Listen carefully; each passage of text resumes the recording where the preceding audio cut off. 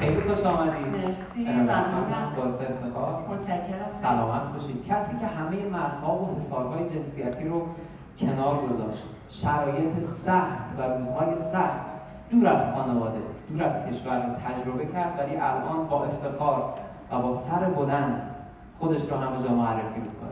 این شما و این سرکار خانم مریم روحانی مجدد تشکیلشون رو بفرمایید.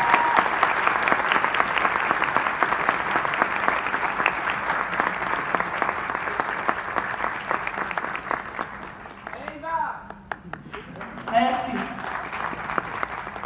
سلام عرض میکنم خدمت تمامی دوستان عزیز که مهمترین چیزی که داریم وقت ارزشمندتونه که اینجا در اختیار ما گذاشتیم و ما میزبان شما هستیم که بتونیم تجربیاتمون رو با شما به اشتراک بذاریم.